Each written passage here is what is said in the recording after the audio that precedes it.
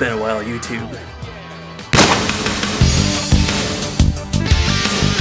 Now, obviously, this is not a review or recap of Raw. One of the reasons the RAW Loaf kind of slowed down a year ago, or didn't slow down, it pretty much stopped, was the fact that Raw became 3 hours long and it was just too much to cover every single week. But on a happier note, I am very excited about having NXT live. In a couple weeks, I will start doing an NXT recap review. Part of that is because it's a lot shorter. And I must ask you a question. How did I live my life before the WWE Network? I just got it last night, and boy, howdy did I sit there for hours and just watch wrestling. I think probably the greatest thing is that the fact lies that there are no commercials. I hope I just didn't jinx it. Now, I wasn't going to talk about the WWE kickoff show just until the WLC match started. I even had this shirt laid out, ready to even talk about this match. But man, was I ever entertained. WeeBL, Michael Cole, Weeby Elf, Jerry Smaller, Jerry the Mini King Lawler, Halfleets, Over My Head, short match, small chairs, small tables, small ladders, a bigger, smaller ladder. Hornswoggle almost got a nosebleed going up an extra 5 feet in his life. Seriously, if nothing tops this tonight,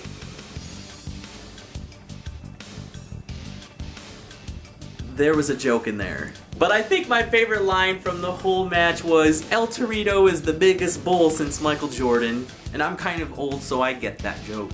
And El Torito ended up winning the match by jumping off the top rope onto Hornswoggle and going through a table for the pin. Now, of course, I'm still a Jack Swagger mark. I'm still a Zeb Coulter mark. But I can't find my Swagger shirt. But I have the next best thing. We the people! Ooh, and they were replaying last year's Extreme Rules where Swagger got totally screwed over. Where and anywhere in pro wrestling history has there ever been a tape review? What is this, the NFL? No, this isn't totally fake stuff. Which, by the way, if you haven't seen my other show, FTW, Faker Than Wrestling, I will be adding a lot more to that as well. So Paul Heyman comes out and gives us a very high bar to live up to for Cesaro, calling him the King of Extreme. Only pulled out a garbage can. One of my favorite moments from the match was when RVD did a monkey flip to Cesaro and Cesaro landed perfectly on Swagger. And the thing I never got about the Cesaro swing is how the audience never can actually count the swings right. They always counted way too early. Not at the show to lead everybody. Anyways, look at these pictures. Look at Jack Swagger watching a lot of Saved by the Bell. And unfortunately, Swagger is the first to get eliminated after Cesaro does that super duper plex from over the top turnbuckle. And Rob Van Dam jumps right off the top rope, not even off the turnbuckle, immediately for a 5-star frog splash. And the rest of this match is pretty good. I enjoyed it pretty much. I think the big thing for me though was watching ECW Eastern Championship Wrestling last night. But RVD cut himself in the face when he tried to do a 5-star frog splash on a Cesaro with a trash can on him. And there was a neutralizer and Cesaro got the 1, 2, 3. So there was a little promo after the match having Daniel Bryan get his elbow checked by a doctor. I don't know, he was doing this. And Stephanie came in and my first thought was, "Get out, you bitch!" That is my ringtone, by the way. But Stephanie returned the favor to Daniel Bryan about Brie, and Daniel Bryan said, "Get out of my face!" Well, he didn't quite say it like the game, but you know. So the next match is oh, I just farted. So the next match is Alexander Rusev taking on R-Truth and Xavier Woods in a 2-on-1 handicap match. Fortunately, I was going to start these review and recaps. I was going to go buy about 20 white shirts and just make my own little shirts like I started to there at the end of the original The Raw Loaf recap show. So I'm wearing McLovin's shirt because I'm pretty sure if McLovin saw Lana come out in that awkward like 30 seconds of her just posing, I didn't like it. I think the highlight of the night now is going to be Lana and Alexander dedicating the match to Vladimir Putin. Because Putin's probably the manliest president ever, and Alexander Rusev is probably the manliest man in the WWE right now, especially after he tossed Xavier Woods after the match and he did this. And no, I'm not a member of the Special Olympics team that they showed. And if you ever need motivation, put something like this of you on the internet. I can be honest with you and tell you that while these videos were transferring to the computer, I was at the gym And if you want to see my gut, tune into the first NXT recap. It was a pretty one-sided match. Alexander pretty much just beat them all up from the beginning. R-Truth got a few spinny hits in, but you can't get out of that accolade. Next up, there was an Evolution promo. Ba ba ba ba ba. We got egos. We got egos. All I was thinking during that whole promo was the fact that on August 1st, I'm gonna be at Guardians of the Galaxy carrying around a sign that says Bautista ruined this movie, and I really hope all of y'all do it too. You don't have to go in and buy the ticket or go into the theater. I just think it'd be great if everybody showed up to movie theaters around the world with Bautista signs at Guardians of the Galaxy. Next up was the Intercontinental Championship match between Wade Barrett and Big E. Now what I don't understand is how they first off ruined Big E by turning him face. They did that too soon. He had too much heel going on. During one of the WWE Network promos, Big E said, "I just can't watch the WWE Network for 3 hours. I need to watch it for 5 hours."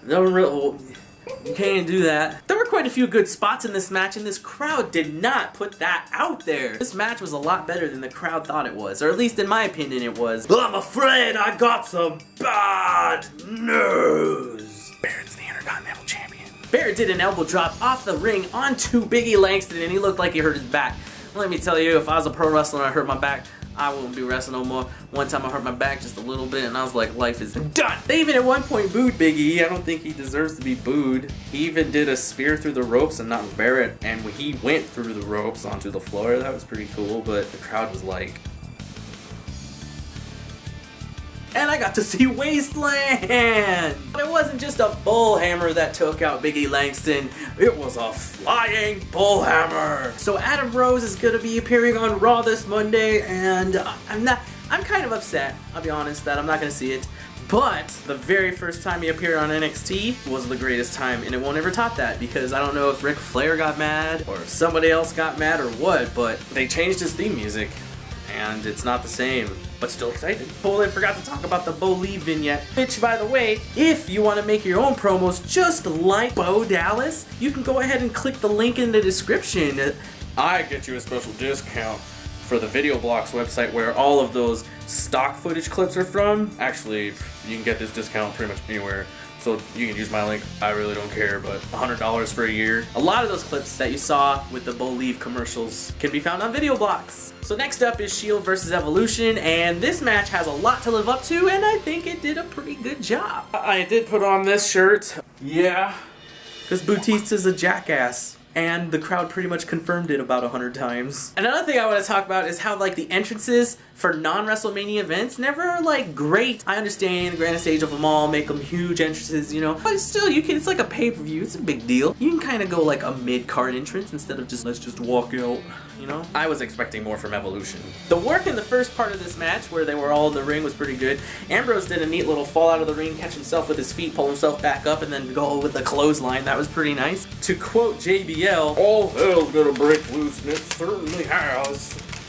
Seth Rollins looked like he paid a tribute to Owen Hart, looked like he fell out of the rafters to fall on Triple H, Randy Orton, and Dean Ambrose. I think the highlight for me in this match was the dude in the blue shirt that was completely crotch banging like crazy to DX when Triple H walked past him.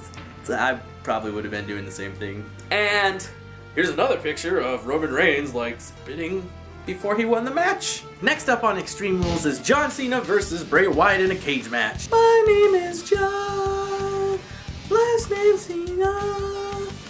My name is John, last name Cena. There's one thing I do like about the Wyatts, it's Luke Harper's crazy eyes. I can't wait to go to a city where the crowd gets into the wrestling. New York, Chicago, or any WrestleMania or Raw after WrestleMania. Sorry, Vegas. Now, as I've complained before, and as everybody's probably complained, this whole open the door or climb over the top of the cage business needs to end. If I was on commentary, this is all I would be saying. Why doesn't he just go through the door? Why doesn't he just go through the door? Why doesn't he just go through the door? Why doesn't he just go through the door? Why doesn't he just go through the door? Why doesn't he just go through the door? Do I want to drive to work, or do I want to walk to work? Do I want to cook the pizza in 5 minutes, or do I want to wait for the pizza for about 30 minutes? Do I sit here and wait for the ice cream truck to come by, and I don't know when that is? Or do I go to the store to buy ice cream at a much reduced cost? do I really want a slow computer or do I want a fast computer? At one point, I thought Cena was gonna rip off the door, and that would have been amazing. But somehow, two big, huge, giant men are trying to push the door against Cena. Cena pushes the door back at him. Then Wyatt did this amazing, like, front-facing stunner that I don't even know what it's called. And the ending of the match was pretty fun. I really hope that little boy that sang the song at the end is somehow related to John Cena, because that would make it all the better. Honestly, when the lights came out, I thought Cena was gonna be hanging on a cross or something. That would have been pretty sweet. Something crazy like that. But it's okay. I'll enjoy the ending. We can all do our dream bookings, can't we? The next match was the Divas Championship match featuring Paige defending her championship against Tamina. This might get me a lot of heat, but I just want to say that when JBL a few weeks ago said, I wonder if Paige tans at the same tanning salon as Sheamus, that's all I think about now. This wasn't a bad match. I enjoyed it. It wasn't bad. I was a little shocked. When Tamina took Paige and slammed her up against the barrier, that was like, oof, there's padding. But that doesn't always mean there's padding. And Tamina was dressed like she could have been in the APA, which I miss the APA. And in the end, Paige defends her championship with a Scorpion Deathlock. Well, it turns out the little kid that sang that song to John Cena that made him lose the cage match is named Little Johnny. Although I much would have rather have it been Little Jimmy! What are you talking about? Why are you even singing that song? Zack Ryder has a t-shirt! The final match of the evening at Extreme Rules was Daniel Bryan defending his championship against Kane. Now, near the beginning of the match, Kane tried to throw a chair over into the ring, and he bricked it up against the ropes. That has to be one of the worst feelings in the world. At another point, Bryan took a Singapore Kane and was knocking it into Kane, and the crowd was chanting yes. I'm gonna put February 2016. That's when people won't be chanting yes anymore. I guess it was an homage to last year's Extreme Rules when Ryback pushed Cena through the little lighting stuff, the screen, but it didn't quite work out this year. Kane took Daniel Bryan and beat him up into the back, and then Daniel Bryan beat up Kane in the back. They even destroyed a car. What it must be to have money like that to just destroy cars. Didn't destroy cars like Stone Cold Steve Austin though. But anyways, I guess to win the match, Daniel Bryan had to pin Kane in the ring after he knocked him out in the back. So he put Kane on a forklift, drove the forklift out to the ring, and dumped Kane into the ring. Got up onto the pallet that was on the forklift and did a flying headbutt across the ring, hit him, didn't win. Kane chokeslammed Bryan through the table, didn't win. The forklift coming out to the ring should have been a match ender. Nope. What ended the match was pretty funny, actually. Kane set the table on fire, got knocked through the table. Ooh, good spot. And then two dudes with giant fire extinguishers came out and put...